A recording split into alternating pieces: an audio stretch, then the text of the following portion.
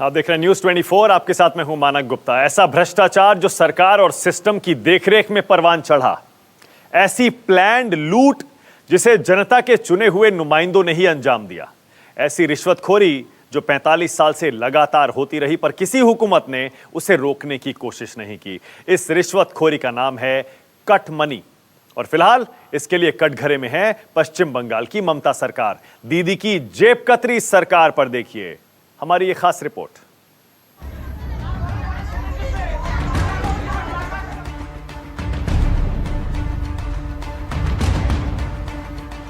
पश्चिम बंगाल में cut money को लेकर इन दिनों सड़क से सदन तक विरोध के शोले भड़क उठे हैं। सड़क पर है वो आम जनता जिसके बुनियादी हक में कट मनी के नाम पर सालों से डाका डाला जाता रहा है, और सदन में गरज रहे हैं वो विरोधी नेता जो जनता के लुटे जाने का मुद्दा उठाकर ममता सरकार को घुटनों पर लाने की कोशिश कर रहे हैं। क्या होती है कट मनी, क्यों मचा है इस पर कोहराम और इस पर क्यों उल्टा पड़ गया है दीदी का दांव, तफसील से बताएंगे आपको। पर उससे पहले बांग्ला पॉप सिंगर नचिकेता का वो गाना सुन लीजिए जो इन दिनों सोशल मीडिया पर खूब वायरल हो रहा है।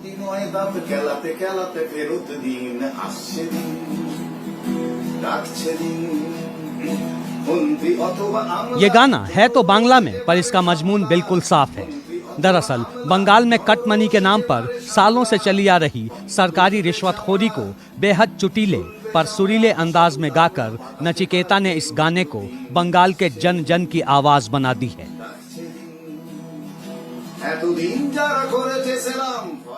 इस गाने में ममता सरकार पर तो कटाक्ष है ही, साथ ही कट मनी लेने वालों के लिए चेतावनी भी है और जनता के गुस्से का इजहार भी, जो सालों तक लुटे जाने के बाद अब सरकार और सिस्टम से जवाब मांग रही है।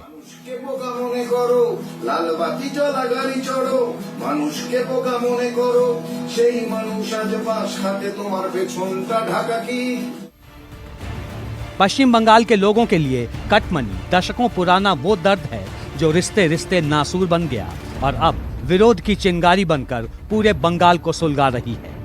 करीब दर्जन भर जिलों में टीएमसी के नेताओं, पार्षदों और पंचायत प्रतिनिधियों तक को आम लोगों की नाराजगी झेलनी पड़ रही है।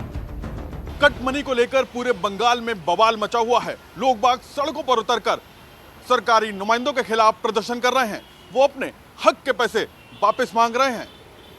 कट मनी मांगने वालों के खिलाफ कई जगह थाने में शिकायतें दर्ज हो रही हैं, तो कई जगह मारपीट की घटनाएं हो रही हैं। मालदा और हुबली से लेकर पुरुलिया, बांकुड़ा और वर्धमान तक विरोध प्रदर्शन लगातार तेज हो रहे हैं। दरअसल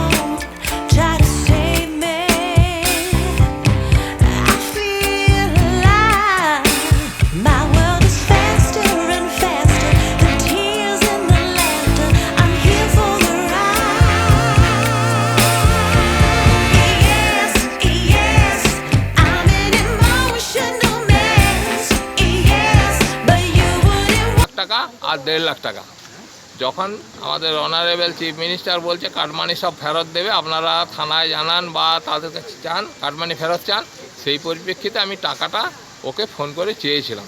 তখন ও অনেক লোকজন দলবল নিয়ে এসে আমাকে বাড়িতে আমাকে উপর থেকে নিচে নামিয়ে আমার হুকুম দিয়া দিছে এই যে বড় বাবু যে পায়ের ধরে স্যান্ডেল করে মাসে দুইটা মাইরা কথা করে আমার কাছে আহ আমি আসি আমাদের টাকা ফেরত দিতে হবে না দিলে আমরা 7 দিনের মধ্যে ধর্মঘট করব এই জায়গাটা। ऐसा नहीं कि ममता बनर्जी के आदेश की तामील नहीं हो रही। टीएमसी के कई नेताओं ने दीदी के फरमान पर अमल करना शुरू भी कर दिया है। कट मनी वापस लौटाने का पहला मामला राज्य के बीरभूम जिले में सामने आया। धुंधले से इस वीडियो में दिख रहे जनाब का नाम है मलय मुखर्जी, जो लोगों से घिरे हैं और वो पैसे वापस लौटा रहे हैं जो उन्होंने बतौर कट मनी वसूला था। मलय मुखर्जी बीरभूम जिले के सिउरी में तृणमूल कांग्रेस के बूथ अध्यक्ष हैं, लेकिन मजदूरों को 100 दिन की रोजगार योजना के दौरान काम के एवज में उनसे कट मनी लिया था। दीदी का आदेश आया तो सबसे पहले मलय ने ही मजदूरों के पैसे वापस किए। मलय मुखर्जी ने छात्रा गांव के 141 मजदूरों को बुलाया। इन मजदूरों को मलय ने कुल 2,28,000 की रकम वापस की। हर मजदूर को 1,560 रुपए के हिसाब से कट मनी लौटाई गई। जिन मजदूरों को उनकी मेहनत की कमाई वापस मिली, उनकी खुशी का ठिकाना नहीं है। 6-7 মাস আগে ড্রেন মেরামতের একটা কাজ হয়, সেই ড্রেন মেরামতের কাজে টাকাটা দেওয়ার কোনো নামই করছিল না। আমরা জোর জবরদস্তি করে বলি বুথ সভাপতিকে, তারপর ওরা টাকাটা তুলে প্রায় 60টা থেকে 70টা অ্যাকাউন্টে। लेकिन कट मनी वापस लौटाने वाले ऐसे नेताओं की संख्या कितनी है? मजदूरों के पैसे वापस लौटाने वाले मलय मुखर्जी की ही माने तो टीएमसी में ऐसा कोई नेता नहीं जो पैसे नहीं लेता। बीरभूम के ही मल्लारपुर में गांव वालों ने एक टीएमसी नेता का घेराव किया। टीएमसी नेता पर गांव के 50 लोगों को आवंटित पैसे हड़प जाने का आरोप है। टीएमसी के सांसद शताब्दी रॉय ने तो ममता बनर्जी के आदेश की आलोचना करते हुए यहां तक कह डाला कि कट मनी लेने वाला कोई इकलौता व्यक्ति तो है नहीं, क्योंकि जो भी पैसे लिए गए वो नीचे से ऊपर तक सबके हिस्से में गया। इस लिहाज से सबको पैसे वापस करने चाहिए। ममता दीदी ने अपने पार्टी नेताओं को इस कट मनी को वापस करने का फरमान तो सुना दिया, लेकिन सवाल वही है कि आखिर इस पर तामील कैसे हो, क्योंकि इसके हिस्सेदारों में पंचायत स्तर से लेकर कैबिनेट स्तर तक के लोग शामिल हैं। टीएमसी काडर का शायद ही ऐसा कोई नेता या कार्यकर्ता बचा हो जिसने रिश्वत ना वसूल की हो। हालांकि ममता की सख्ती के बाद कुछ लोगों ने कट मनी के पैसे वापस करने शुरू कर दिए हैं, लेकिन अभी भी ज़्यादातर नेता और कार्यकर्ता ऐसे हैं जिन्हें यह आदेश हजम नहीं हो रहा। जाहिर है कट मनी की वसूली और अब उसकी वापसी का मामला सुलझने के बजाय और उलझता जा रहा है। एक तरफ जहां पीड़ित लोग अपने हक के पैसों के लिए आवाज बुलंद कर रहे हैं, तो दूसरी ओर खुद टीएमसी के अंदर ही कट मनी वापस करने को लेकर असंतोष गहराता जा रहा है। कोलकाता से अमरदेव के साथ ब्यूरो रिपोर्ट, न्यूज़ 24। बंगाल में कट मनी का खेल करीब 42 साल पुराना है। लेफ्ट की सरकार में इसकी शुरुआत हुई, फिर टीएमसी सरकार में यह बदस्तूर जारी रहा। क्या होता है कट मनी? कैसे होती है कट मनी के जरिए जनता से लूट, और इस लूट में नीचे से ऊपर तक सबको कैसे पहुंचती है रकम? ये पूरी तस्वीर आपके सामने रखने वाले हैं हम। साथ ही ये भी बताएंगे कट मनी के करप्शन पर कैसे बुरी तरह घिर चुकी है दीदी की हुकूमत। देखिए, कट मनी को लेकर पूरे पश्चिम बंगाल में जबरदस्त आक्रोश देखा जा रहा है। जिन जिलों में कट मनी पर सबसे ज्यादा कोहराम मचा है वो हैं कोलकाता, हावड़ा, कूच बिहार, बर्दवान, मालदा, पश्चिमी मिदनापुर, बीरभूम, हुगली, सिलीगुड़ी और दार्जिलिंग। ऐसा माना जा रहा है कि बंगाल में शायद ही कोई ऐसा आम इंसान या गरीब मजदूर हो जो कट मनी के नाम पर सरकारी रिश्वतखोरी का शिकार न हुआ हो। दरअसल कट मनी एक तरह से सरकार की ओर से गैर आधिकारिक और गैर कानूनी तरीके से वसूले जाने वाला कमीशन, या यूं कह लें कि रिश्वत है। किसी भी सरकारी योजना या काम के लिए लिया गया कमीशन कट मनी है। मनरेगा के मजदूरों से भी कमीशन वसूले गए। कट मनी सत्ताधारी पार्टी की तरफ से वसूला जाने वाला अघोषित टैक्स है। कोई भी निर्माण कार्य, उद्योग या बिजनेस के लिए अघोषित टैक्स देना पड़ता है। कमीशन वसूलने के लिए सत्ताधारी पार्टी के नेता सिंडिकेट की तरह काम करते हैं। अस्पताल में बेड दिलाने से लेकर मकान और नाली बनवाने तक नेताओं को पैसे देने पड़ते हैं। कट मनी का पैसा सत्ताधारी पार्टी के खजाने में जाता है। कट मनी का रिवाज लेफ्ट के राज से शुरू हुआ और ममता बनर्जी के जमाने में भी जारी है। उदाहरण के तौर पर समझिए कि अगर सरकार की ओर से किसी योजना के तहत 100 रुपए जारी होते हैं तो लाभार्थी को मिलते हैं सिर्फ 75 रुपए। बाकी के 25 रुपए कमीशन यानी रिश्वतखोरी की भेंट चढ़ जाती है। पर यह रिश्वत छिप छिपा कर नहीं वसूली जाती, बल्कि डंके की चोट पर लाभार्थी से ली जाती है और इसकी वसूली का जिम्मा संभालते हैं खुद पार्टी के कैडर। अब सवाल है कि आम लोगों से, गरीबों से, लाभार्थियों से वसूला गया ये कट मनी नीचे से ऊपर तक पहुंचता कैसे है, समझाते हैं आपको। सबसे पहले आता है वो लाभार्थी जिससे कट मनी वसूला जाता है। ये रकम उससे लेता है पार्टी का कोई स्थानीय कार्यकर्ता, जिसे काडर भी कहते हैं। उसके बाद रकम की हिस्सेदारी शुरू होती है। काडर से पंचायत प्रतिनिधि तक पैसे जाते हैं, वहां से स्थानीय पार्षद तक, फिर विधायक और सांसद के हिस्से की रकम पहुंचती है। वहां से पार्टी के सबसे बड़े नेता यानी प्रदेश अध्यक्ष को पैसे मिलते हैं। वहां से होते हुए ये मंत्री तक और फिर बचा हुआ हिस्सा पार्टी फंड में जमा होता है। यानी इस वसूली में नीचे से लेकर ऊपर तक सबका हिस्सा तय होता है।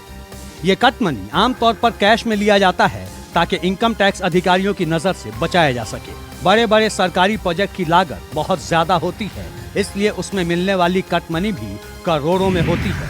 कट मनी क्या है? दरअसल ये एक ऐसी रिश्वत है जिसे सरकार या कानून की मान्यता तो प्राप्त नहीं है, लेकिन उसके बावजूद भी ये पर्दे के पीछे से खुलेआम वसूल की जाती है। दरअसल जब भी कोई सरकारी परियोजना या फिर विकास के नाम पर फंड जारी किया जाता है, तब उस फंड से एक निश्चित रकम वापस ले ली जाती है और ये रकम उस शख्स से ली जाती है जिसको इस परियोजना का फ़ायदा मिलना है। और इस वसूली में स्थानीय स्तर के नेता से लेकर टॉप लेवल के मंत्री तक शामिल हैं। अब सवाल है कि जिस कट मनी में संतरी से लेकर मंत्री तक यानी कार्यकर्ता से लेकर मंत्री तक सबको हिस्सा मिला है, वो पैसा अब पीड़ित लोगों को वापस कैसे मिलेगा? ममता बनर्जी ने तो कट मनी वसूलने वालों को रकम वापस करने का फरमान सुना दिया, पर वो बेचारा भी इतने पैसे कहां से लाएगा, क्योंकि पैसों की बंदरबांट तो हो चुकी है। दीदी ने कट मनी पर जिस भी मकसद से डंडा चलाया, लेकिन मुसीबत में उनकी पार्टी के नेता पड़ गए। সঙ্গে জানাচ্ছি যে দিদি যদি মনে করে থাকেন আমি একাই সৎ, তাহলে ভুল। আমাদের মতো কিছু মানুষ আছে যারা এই রকম বিপদে পড়ছে, এটা কিন্তু খুব সত্য কথা। আমরা কিন্তু বিপদে পড়ছি। लेकिन पश्चिम बंगाल की विधानसभा में कट मनी का मुद्दा लगातार गूंज रहा है। ममता सरकार में मंत्री फरहाद हाकिम ने भी कट मनी की बात मानी है। कांग्रेस ने कट मनी पर आयोग बनाकर जांच करने की मांग की है। वाम दलों ने भी सदन में सरकार को घेरते हुए जांच की मांग की है। ममता बनर्जी ने ऐसी 5,913 शिकायतें मिलने की बात कबूल की है, जिनमें से 60% शिकायतों पर कार्रवाई की बात कही है। उधर पुलिस ने कट मनी को लेकर प्रदर्शन कर रहे लोगों से रिफंड लेने के लिए पैसे लेने वालों के खिलाफ शिकायत दर्ज करवाने को कहा है। पर सवाल फिर वही है कि किस किस पर शिकायत दर्ज हो और कितनी शिकायतें दर्ज हो। यहाँ तो पूरे कुएं में ही भांग मिली है।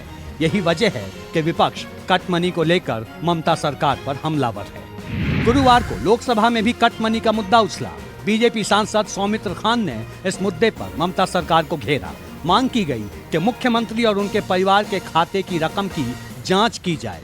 मतलब साफ है, कट मनी को लेकर जनता की हमदर्दी बटोरने का दीदी का दांव उल्टा पड़ गया है और अब वो खुद इस मुद्दे पर बुरी तरह घिरती जा रही है। पश्चिम बंगाल में कट मनी का मामला उछला तो सदन से लेकर सड़क तक बवाल मच गया। खासकर मुख्यमंत्री ममता बनर्जी के आदेश के बाद सियासी विरोधियों को सरकार पर निशाना साधने का एक मौका मिल गया। इस मुद्दे पर कांग्रेस और लेफ्ट से लेकर बीजेपी तक तमाम विरोधी पार्टियां एक सुर में आवाज बुलंद कर रहे हैं। हालिया लोकसभा चुनाव में पश्चिम बंगाल में जबरदस्त वोट बटोर चुकी बीजेपी के लिए यह मुद्दा किसी सोने पे सुहागे से कम जैसा नहीं है। वहीं कांग्रेस और लेफ्ट भी इस मुद्दे को कैश कराकर खिसक चुके अपने जनाधार को मजबूत करने में जुटी है। जहां जनता का सरोकार है, वहां सियासत है और कट मनी को लेकर बंगाल में भी फिलहाल यही हो रहा है। विमल कौशिक और प्रशांत गुप्ता के साथ ब्यूरो रिपोर्ट, न्यूज़ 24।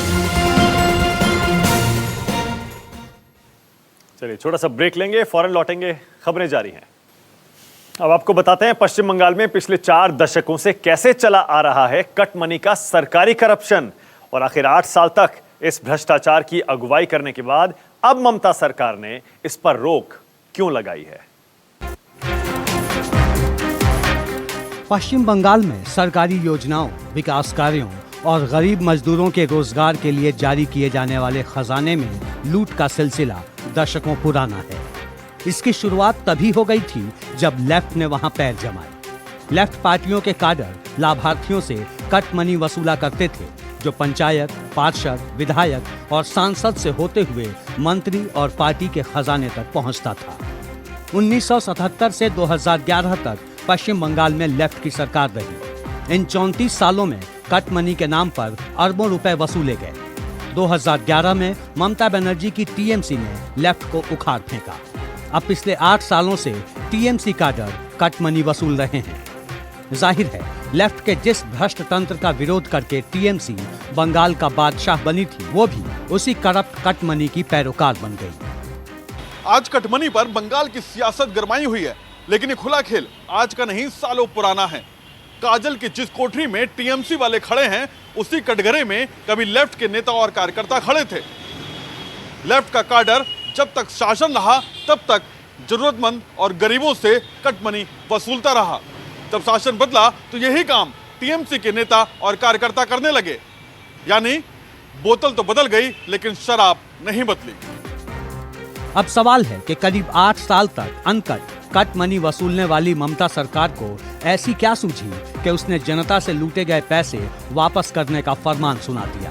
तो इसकी वजह शीशे की तरह साफ है, और वो है बंगाल में बढ़ता बीजेपी का वर्चस्व और दीदी का कम होता दम। लोकसभा में टीएमसी की सीटें घटकर 24 हो गई हैं, जबकि बीजेपी की ताकत 18 सीटों तक पहुंच गई है। 2 साल बाद पश्चिम बंगाल में विधानसभा चुनाव होने वाले हैं। दीदी को डर है कि जिस तरह पश्चिम बंगाल में बीजेपी की ताकत बढ़ रही है, उससे आने वाले विधानसभा चुनाव में उनका ताज खतरे में पड़ सकता है, क्योंकि पीएम मोदी से लेकर अमित शाह तक बंगाल में कट मनी का मुद्दा जोर शोर से उठाते रहे हैं, जिसका फायदा बीजेपी को लोकसभा चुनाव में भी मिल चुका है। सवाल ये नहीं है कि कटमनी मांगना सही है गलत, क्योंकि विकास के नाम पर जो पैसा सरकारी खजाने से निकला है, उसमें कोई भी हिस्सेदारी मांगना सरासर रंगदारी वसूलना है। लेकिन सवाल ये है कि आखिरकार ममता सरकार अब क्यों जागी? क्या ममता बनर्जी लोकसभा चुनावों में जो हार हुई, जो नाराज मतदाताओं ने उन्हें जो तस्वीर दिखाई, उसके बाद होश में आई, या फिर जो भविष्य में सियासी संभावनाएं तलाशने के लिए ममता बनर्जी अपने दामन को पाक साफ दिखाना चाहती हैं? कहते हैं इतिहास खुद को दोहराता है। 8 साल पहले बंगाल में इतिहास ने खुद को दोहराया तो लेफ्ट का सफाया हो गया, और अगर हालात यही रहे तो इतिहास की अगली करवट ममता की माया को भी हवा कर सकती है। इसलिए दीदी कट मनी पर यू टर्न लेकर हवा का रुख अपनी ओर करने की कोशिश कर रही है। विमल कौशिक और प्रशांत गुप्ता के साथ ब्यूरो रिपोर्ट, न्यूज़ 24।